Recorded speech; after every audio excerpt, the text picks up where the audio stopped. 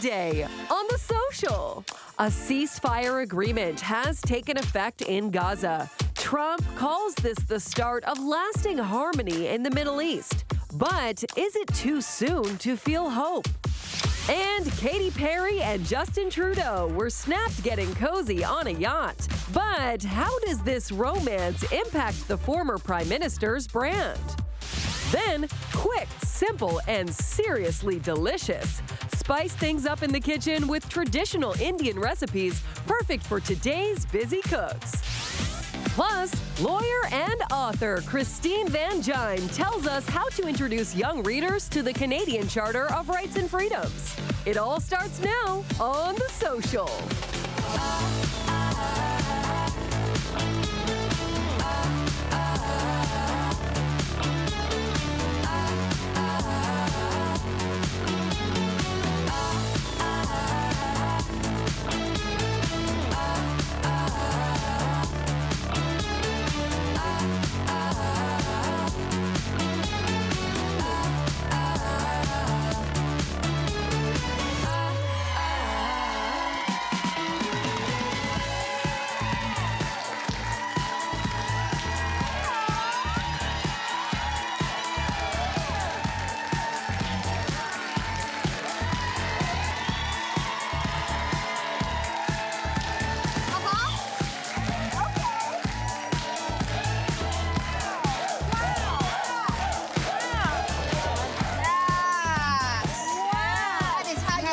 Yes, we do.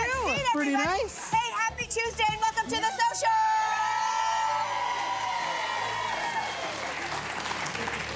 You know her, you love her. Comedian Elvira Kurt is our guest co-host. And we are so excited to have him here for the first time. Broadcaster, writer, commentator Elamin Abdelmahmoud joins us today. Hello. Yes. Thank you. Thank you so much. Elamin, what happened? Okay, so I scooted in. You scooted in? Because I like attention. And so it's the most dramatic way to enter a room. Right. You really got to try it. Yes, you do. I fell on my friend's cottage. And I broke my ankle. Can I get the sympathy every time I say anything? And I had surgery. Perfect. And so we're recovering. So we're getting there. Wow. Yeah. Okay, well, you're mobile. It's a sweet-looking ride. I know. Yeah. And it's very lovely welcome, you guys. Thank you for coming. Thank you. We have a great audience. We do. Thank you. Okay, well, listen, you're all very, very joyful. And boy, oh boy, finally, we are seeing some rare images of joy after a ceasefire deal was finalized, or at least signed. We saw and continue to see images like this, where Israelis are celebrating the return of the last 20 living hostages. Palestinians are welcoming nearly 2,000 free detainees. And although there is a whole lot of uncertainty when it comes to, hey, what is next, amid unresolved issues like Hamas disarmament and also Gaza governance, we're going to start with you, Elamin. The question we want to really kind of ponder today is, are you hopeful right now? An easy question. Thank you for that. I honestly, I think of hope as a political thing. I hope as a very particular thing. To me, hope is a long-term process. You know, my dear friend. Well, look, my dear friend Omar Alekad wrote this book that came out earlier this year that said, "One day everyone will have always been against this." And what he was writing about, at the very start of the war, was talking about seeing the cities and so much destruction in Gaza, and saying at a certain point, the public opinion will boomerang around to say so many people who have always been against this. And you're kind of seeing that now. You're seeing more people care about the Palestinian cause than they have before.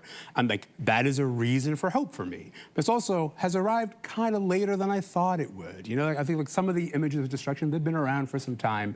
So to start to see people kind of get on board and care now, I'm really grateful for that. I was hopeful watching those images, but also at the same time, I can't help but think of Omar's words in the book that he wrote that came out earlier this year. Anybody else hopeful-ish? Hopeful? I mean, of course, I think you'd have to have a stone heart not to see some of those images of the hostages returning home and the Gazans being reunited with people who were imprisoned as well as other family members. Like, of course it's emotional, and of course there's a glimmer of hope. I can't help but, we have to acknowledge this deal is precarious. Even just now, just before we came to air, there was reports of at least 9 people being killed by Israeli fire. Israel has also accused Hamas of reneging on the plan that was agreed by not returning all of the bodies home. And as a result, they've closed one of the passages.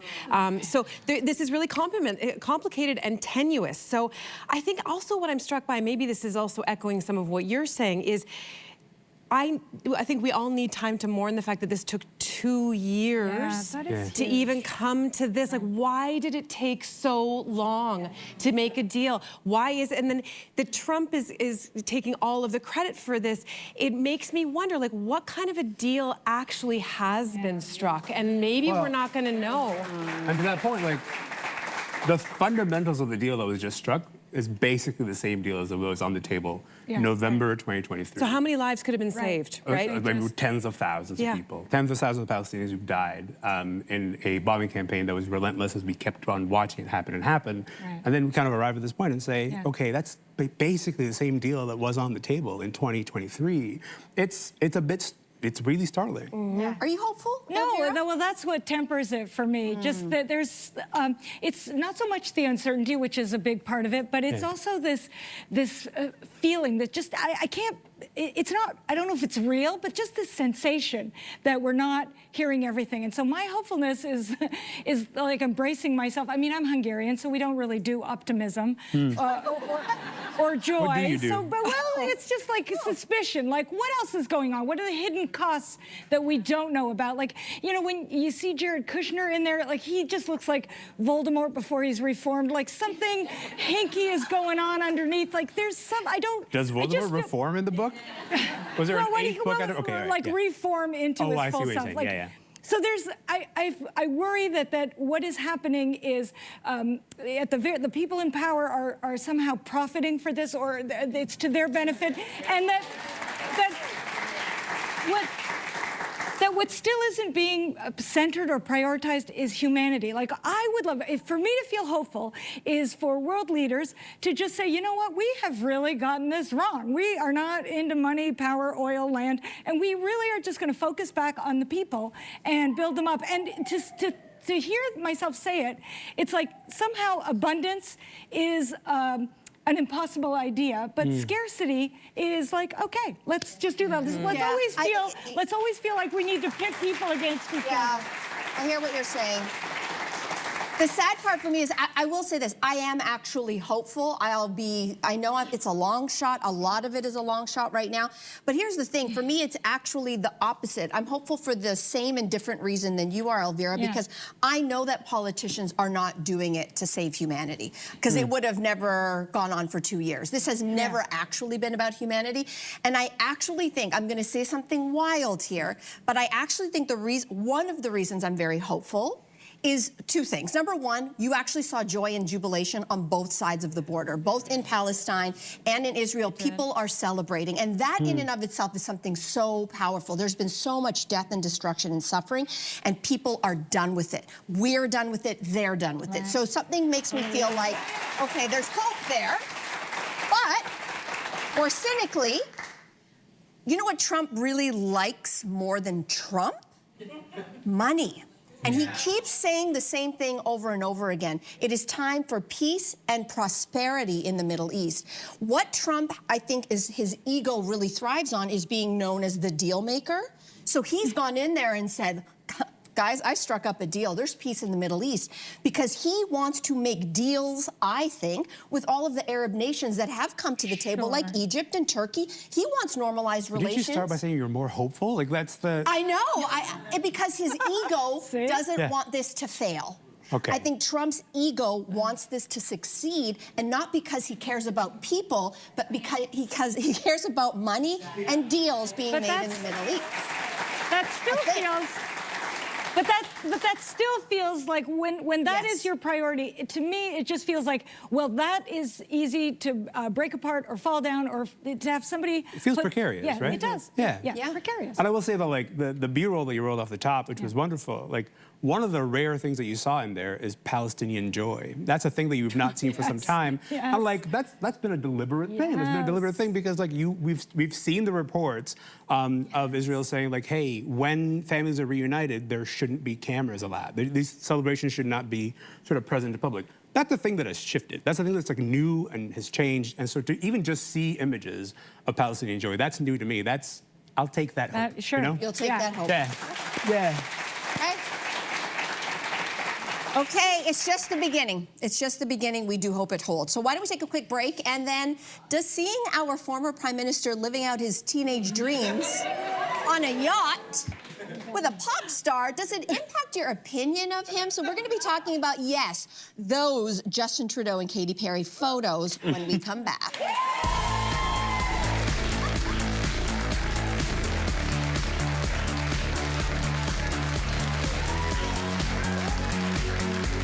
Tomorrow on The Social. Started from the bottom and now they're here. Canada's women's rugby team chats about breaking records, their funding journey, and love for the sport.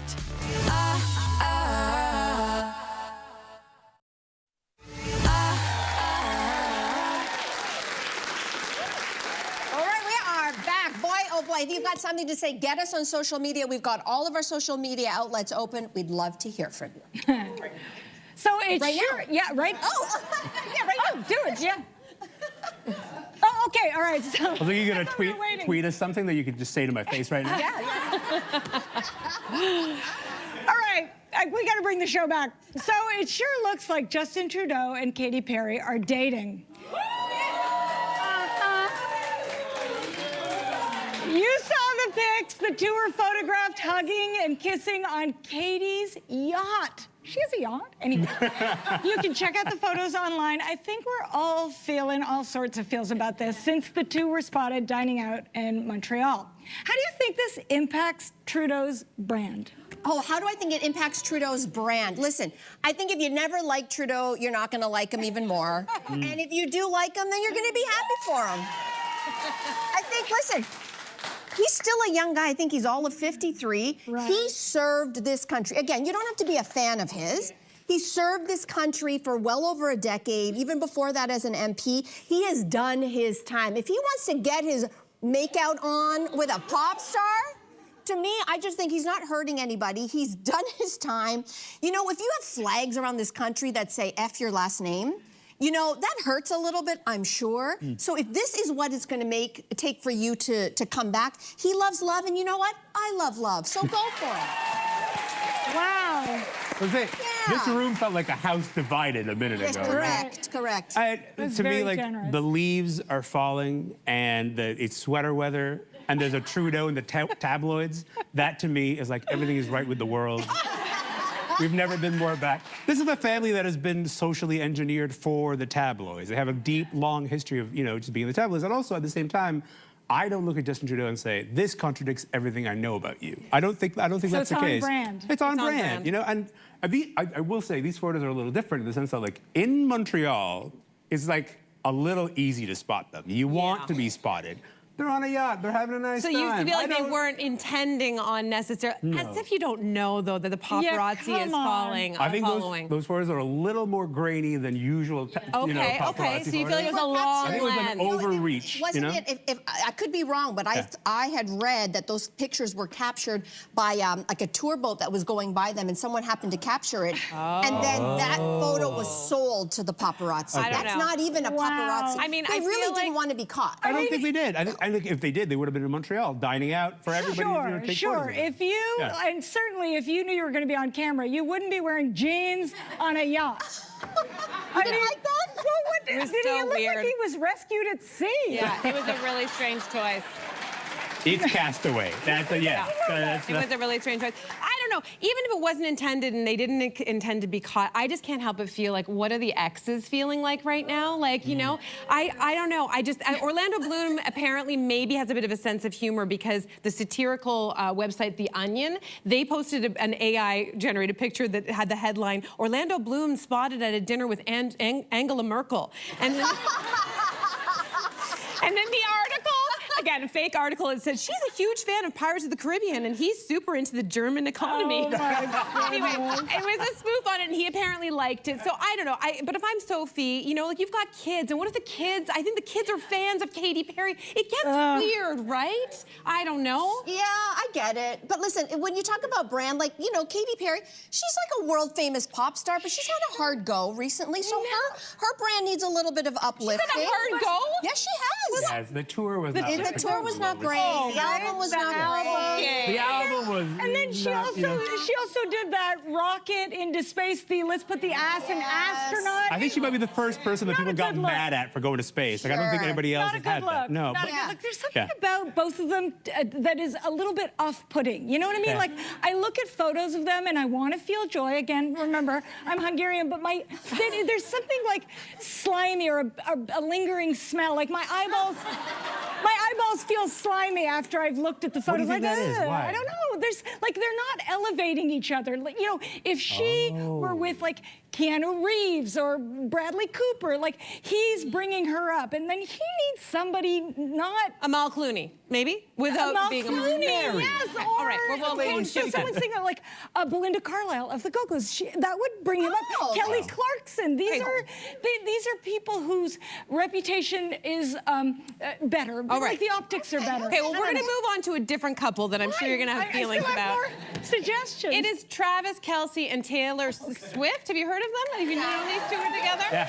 So it turns out Travis Kelce not only left a mark on Taylor Swift's heart, but also on her album covers because some Swifties are reportedly received CD versions of The Life of a Showgirl that featured not only Taylor's signature, but her fiance's signature too. And people had a lot of feelings about this. So there's a lot of songs that are about Travis, so does it make some sense to have him included in this way? I don't know. What? Half the room's like Justin Trudeau, maybe. Taylor Swift, no. Well, you know what? Because I think what this shows is that she truly is just like us. She's a woman who's smart in business, dumb in love. Like, why? Why? How is she dumb in love? She's not thinking long term. Like, trust me, I guarantee you, 60-year-old Taylor Swift is going to have some thoughts about what she's doing. She's calling now. you right now. She's calling you right now. Yeah, she's mad. Tell her I'm not answering the phone. No, You know, put the her thing, on hold. listen, I heard through the grapevine, Elamin, that you are a massive Swiftie. Is this true? Yeah, and Massive doesn't actually begin to cover it. First of all, lifelong Swiftie, been here since album 1. Whoa. So all you new people, I don't trust all of you. You know? Everyone was like, oh, I love folklore. Like, no, you're new, and I don't trust you. But I will say that, like, this story to me is a perfect example of how she's become a referendum on literally everything. I mean, one can imagine very easily the idea of, like, Taylor and Travis. She's citing CD inserts. By the way, that record sold 4 million copies. The most in 1 week, more than anybody else. And then, like, Travis is like, babe, I'm bored. Babe, I don't have practice today. See? That's my best impression. And then he just like signs a couple, and then suddenly it's a viral story. Whereas like, is it that big of a deal? Yeah, but that's what I'm talking about, dumb in love. If he's like, babe, I don't have practice today, give me a magic marker, she could be like, no, go find something to do. Go get a snack, But it's gonna be a word, like, I mean, think about it. Any Swifties who are mad about this, to me, I mean, listen, I wish them all the best, but statistically we know that people who are in these high profile positions, they don't do that well in love. So 60 years from now, when they actually maybe aren't together again anymore, this will be worth a lot of money. I think Maybe it's worth she a lot is now. long game. But it's worth a lot now, no? It's gonna be worth even more if it ends up ending. Anyways. Can I just say, for someone who's bad at love, she's had 13 #1 hits now Correct. being bad at love, so Well, I don't correct. think it's so bad. You're Yeah, right. we get great art out of it, Yeah. whichever way it goes. She's in her overcompensating era. Okay, Wow. after the break, everybody, we're done trashing Taylor. Don't worry, it's done now. I never did, just for Correct. the You record. did not. For the record. Don't lump me in. I didn't do it. I didn't do it. I would never. Thank I would you. never. All right. Yes. Please direct your tweets at Elvira and Cynthia. No, I'm just kidding. I didn't say I'm just kidding. I'm just kidding. I don't want the Swifties coming for me. No. Okay. They're lovely. They're lovely. I can handle it. I can't protect you, so. After the break, everybody, Elamin, you have actually written a brand new book. And yes, it is a collection of essays. It's all been in response to Trump's annexation threats. We're going to talk to you about it after this. We'll be back.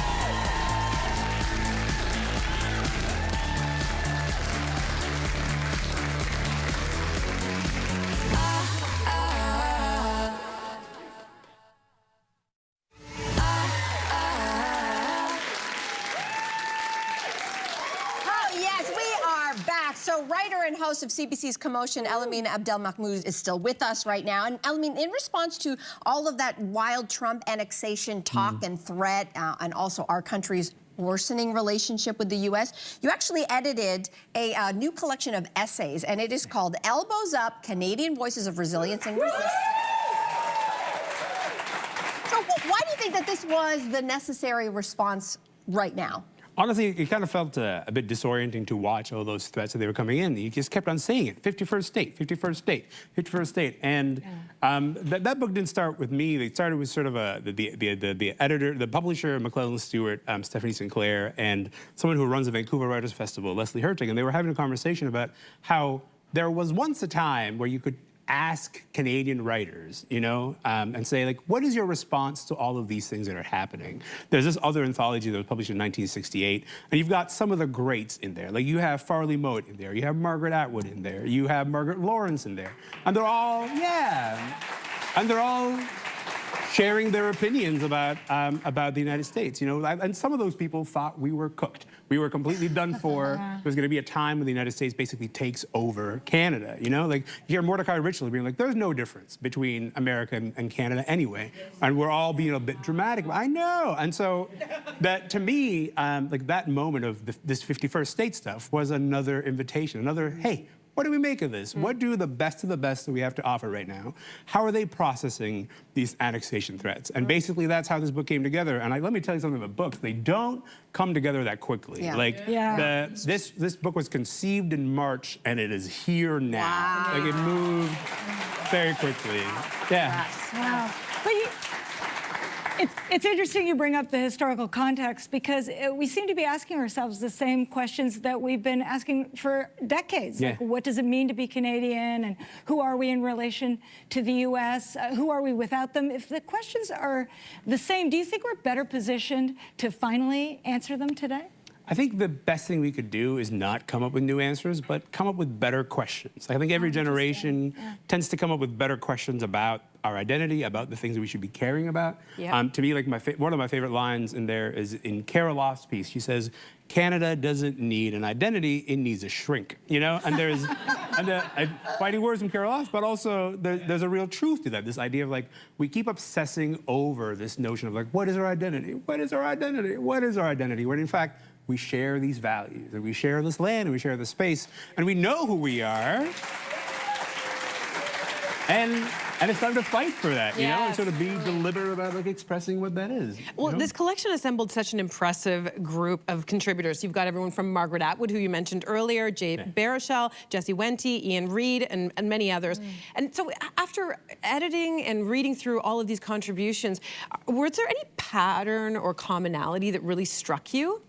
I think, to me, the tone, the tone that runs over the entire collection is defiant, sometimes angry, and then sometimes also, like, just asking us to say, hey, we've been concerning ourselves with the United States for so long that maybe we stopped asking ourselves certain questions, you know? And it's time for us to sort of return and turn inward and say, what are the things that we care about? What are the things that we are concerned about? And so, and also, just like on an editing note, try to send an editorial note to Margaret Atwood, buddy. Like, it's No.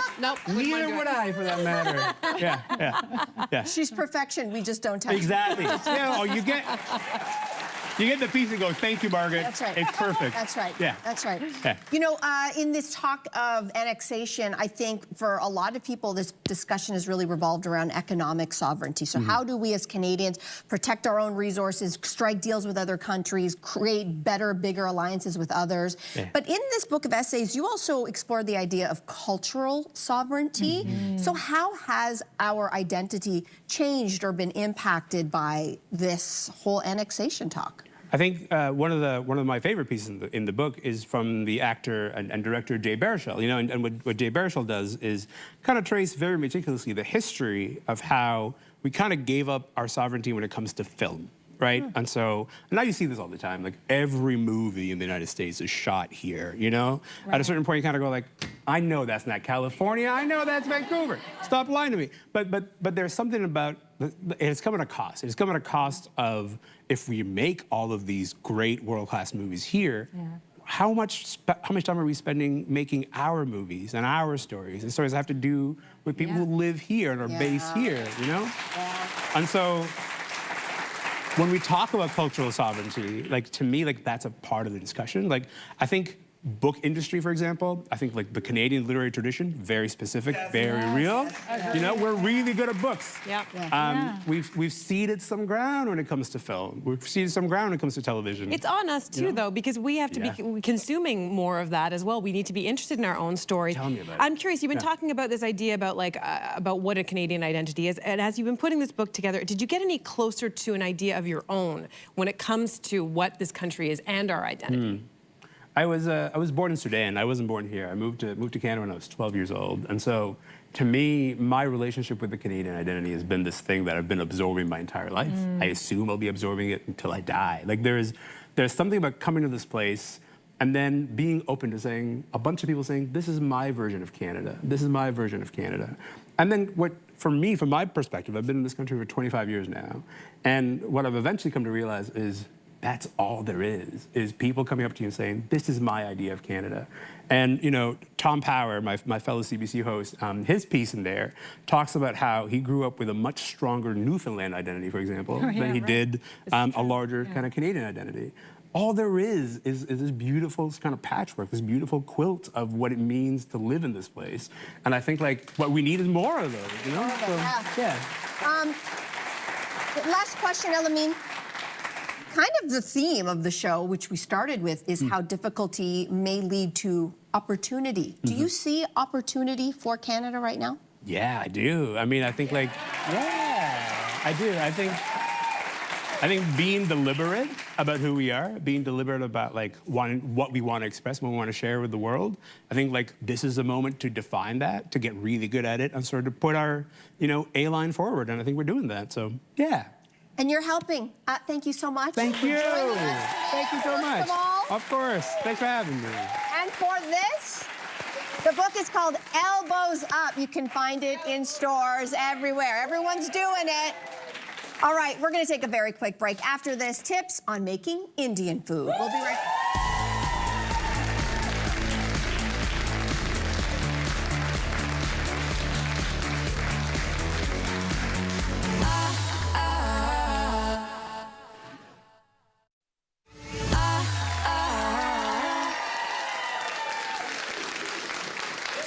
Welcome back. When you think of Indian cuisine, you probably picture satiating curries, fragrant spices, and hours spent in the kitchen. But our next guest says it doesn't have to be complicated. In her brand new cookbook, she is simplifying traditional recipes for today's busy cooks without compromising on any taste. Please welcome the author of Indian Food is Easy, Vijaya Selvaraju.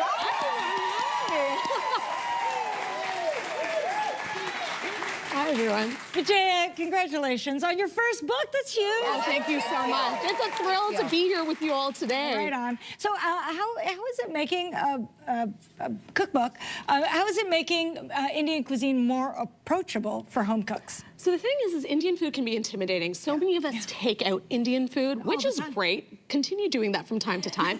But it's also delicious to make at home. So just as easily as you can make pasta on a weeknight, you can make a great chickpea curry or a butter chicken or a biryani. It's accessible and easy. Yeah. Okay. I heard you say butter chicken. Yes.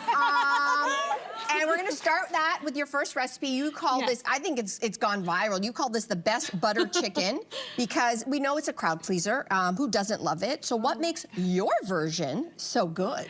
So my version is very, very simple. Okay. And the reason why it's simple is there are no onions, ginger, or garlic, or spices that you have to saute. It's a matter of pouring a little bit of passata into a pan with a block of butter, some spices, sugar, and salt. Cook it down, add your chicken and cream to it. So it ends up having the same authenticity and traditional flavor, but in a fraction of the time. Is it good? So really good. So good. This is my son's favorite. Is it? He just loves it. Oh my God. What spices did you use in this particular dish? So in this dish, we've used garam masala, which is that traditional North Indian spice blend that's used in so many dishes, as well as kasuri methi. So kasuri methi might seem or sound very foreign, but something that's great about this book is I have something called the Spice Library, where I talk through every single spice in the book. There's a visual representation, so you know exactly what to look for when you go to the store. Thank you. Thanks. Okay. Now, I'm going to ask you another question so I can get back to eating. Sure. But you use ghee in the butter chicken, but then in the sauce you use butter. Yes. So tell me what the difference and when to use each one. Sure. So ghee is clarified butter. So it's butter where all the milk solids have been removed. Yep. So it has a higher smoke point. So it's great for browning meat. But then when you want that lusciousness, a block of butter goes a long way. So that's why you have a bit of both in this curry. It's not for the faint of heart, but I will say it is really tasty. Oh my God. Mine is almost gone. It actually almost is gone. Okay, so you say a great accompaniment for butter chicken is something that you call pea pilau. Yes, Am I saying it correctly? that's right. Pea pilau, Yes. and you say it's a 3-ingredient side dish. Tell us about it. The 3 ingredients are basmati rice, cumin seeds that are toasted in a little bit of oil so they have a nice pop and crunch, as well as green peas, frozen green peas that you get at the grocery store. Nice and easy. And if you are a novice at rice, I talk you through the steps to making great rice in this book. Love it. You'll be a pro in no time. Delicious. So good. You can't have butter chicken without naan. Yes. So how can we make that at home? So naan is a leavened flatbread, super easy to make. It has flour, sugar, a little bit of salt, yeast, and then my secret ingredient is a little bit of yogurt, which adds a bit of tang and then helps the naan rise. It's chewy, it's delicious, and you got to slather it with a ton of butter to make it extra good. Okay, so you're known for making amazing flavor mashups. So next you're putting an Indian twist on a classic Italian dish, and this is called a paneer, and it's tikka, not tikka. I think most people say tikka, Right. but it's paneer tikka pizza. Yes. Do tell. So this was born from when I was a kid and I would go to India and I'd need a break from Indian food, but couldn't really get a break from Indian food because everything was infused with Indian flavors. So this paneer tikka pizza features Indian cheese that's marinated and then topped on the pizza. The sauce, the marinara, if you will, has a bit of garam masala in there, as well as kasuri methi. Tons of cheese on top, some onions, green peppers. This is great for like any night of the week, or if you're having a game night, or you're watching something on TV. Bananas. It's really, it's exactly as you described it. Yeah. Okay. Time, a lot of people think it takes so much time to cook any kind of Indian cuisine, but you say in your next dish it takes 20 minutes tops? Yes. So it is a coconut fish korma. Yes. Tell us about it. So with the colder months upon us, it's so nice to tuck into something that's warm and comforting. This is one of my mom's dishes that I learned growing up, and it features firm-fleshed white fish in a coconut broth infused with Thai green chilies, ginger, onions, garlic, and a little bit of cashew paste to thicken things up, as well as whole spices like cinnamon and bay leaf, which are nice and warming. So this is just great on its own or served over some plain rice. This is and you know, amazing. it's like a hug in a, it's a hug in a plate. Yeah. It's truly, oh, my Thank you. mouth is so happy right now. Okay, so that means just by process of elimination, we are ending on a dessert. This is a twist on a classic Indian drink. Tell us about the mango lassi cake and how you made it. Yes, so this is, I feel like, the prettiest dessert in the book, the mango lassi cake, perfect for any celebration. It features a cake that's flavored with cardamom, which is beautiful and floral. We have a whipped cream that has a little bit of mango pulp in it, as well as cardamom and saffron. Oh, it's so lovely. This is so good. Layered with fresh mango, buttery pistachios, so you have all the textures going, the flavors. It's very celebratory. But hey, if you want to just sit on the couch and eat a slice, I'm not gonna stop you from doing that either. This is beautiful. You like it? Yeah. Really good. Okay, so to make mango syrup and mango cream, you use tinned, is it Kesar? Kesar. Or Alfonso mango pulp? Yes. So what exactly are those ingredients? Where do we find those? Okay, so you can buy this in the international aisle of your grocery store or at Indian grocery stores or Asian grocery stores. Comes in a tin. Mangoes picked at the height of their ripeness, pureed, so you don't have to go through all the trouble of doing that yourself. It's a perfect hack. Oh my gosh, Vijaya, thank you so much for coming on and You're so sharing these welcome. amazing recipes. Thank you. with us. So good. Wow. Okay, Indian food is easy. It's available now in studio audience. Guess what? It's your lucky day because you're all going home with your families.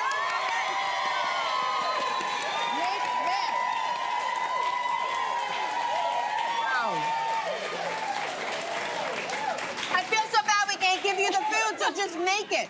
Okay, everybody, after the break, we're going to find out more about a new children's book that introduces young readers to the Canadian Charter of Rights and Freedoms. We'll be right back.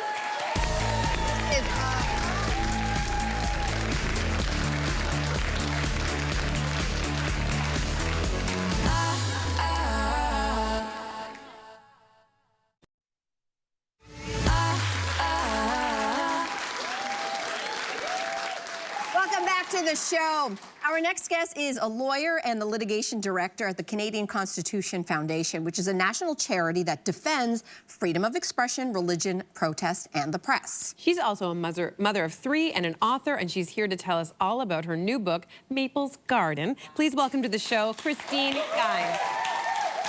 Thanks for being here. Thank you so much for being here. So listen, this is actually your 3rd book, your first 2 written for adults, talking about rights, etc. So tell us about this one, which you decided to write for kids. What's Maple's Garden about? Yeah, so I really wanted a book for my own children to talk to them about these really important rights. And when I go to the library and when I go to bookstores, I don't see a lot of resources for parents to talk to their kids about the really difficult right of freedom of speech. And I don't think there's a more important time to talk about freedom of speech than now. This is a really important time to talk about it. Agreed. So Maple's Garden approaches the topic in a really gentle way that's easy for children to understand and very visual. It's the story of a little girl who wants to build a wild garden on her property. But a lot of cities have rules against wild gardens or weeds or rules like this. This is based on real case law. And she runs up against a nosy neighbor and a meddling mayor who have their own ideas about what's beautiful and about what should be allowed. But in her heart, Maple knows every person gets to have their own opinion about what's beautiful. So she goes to the library, learns about Canada's Constitution, stands up for her rights, goes to court, where she learns gardens are actually a protected form of expression, and real case law. And she eventually, through her advocacy and speech, convinces even that nosy neighbor to grow her own wild garden. Wow. Thank you.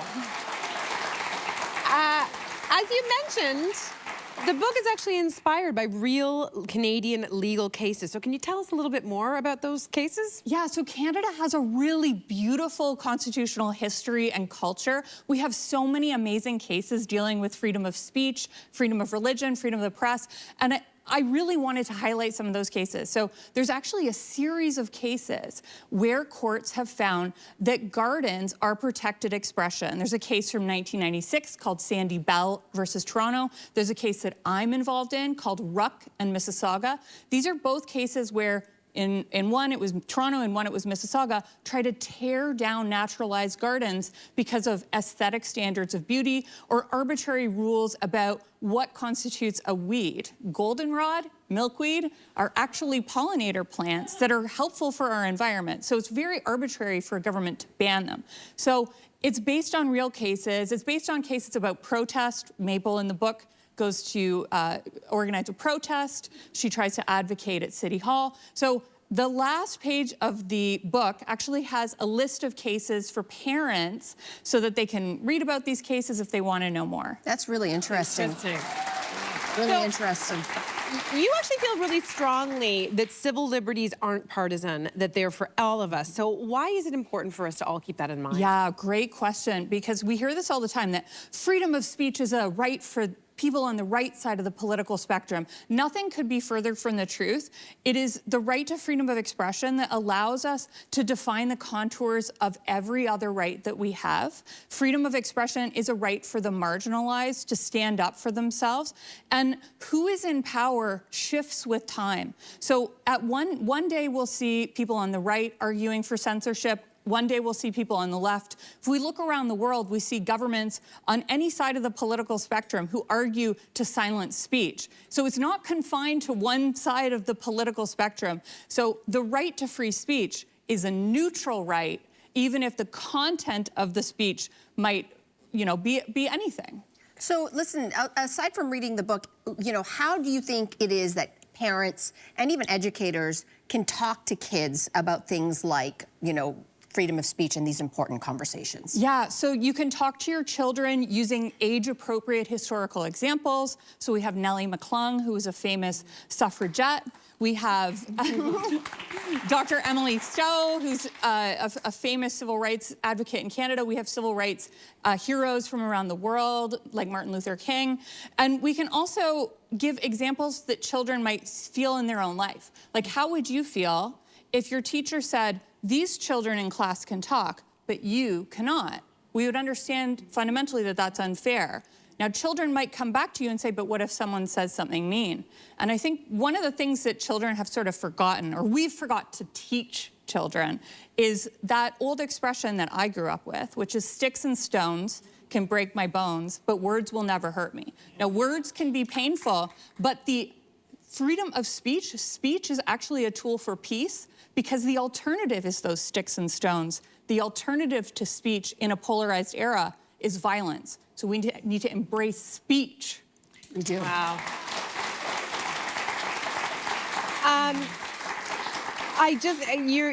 Obviously you know a lot about the law and all these things, but you're also a mom. So how does freedom of speech work in your actual home with your kids? I know what you're asking, Cynthia. Well, so the right to, our Constitution applies between us as individuals and the state. The Constitution does not apply between me and my children. And my children, I value their opinion. I want them to express their opinions. But they do not have unlimited free speech in my house. They are going to get in trouble if they say things that they know are bad words or are naughty. Interesting. Okay. Listen, Maple's Garden is illustrated by a professional artist who also happens to be your childhood friend, and you've dedicated it to your high school art teacher. And this teacher encouraged both of you to speak up, to be creative. So how important do you think it is for kids to have, you had a great role model. So how important are those kinds of role models for kids? Yeah, he was such an inspiring person. He was in a wheelchair. Unfortunately, he passed away a few years ago in a skiing tragedy. But he encouraged us to explore every idea. And you know what? He didn't like every idea I had. But that's sort of the whole point, right? That we all have different ideas. We can explore them. And then we learn a lot about ourselves and other people by engaging in that discourse. And it's a wonderful thing for children to have. We love that. It's called Maple's Garden, everybody. Thank you so much. Congratulations on the book, Christine. Thank you. Congratulations. Why don't we take a quick break? We'll be back right after this.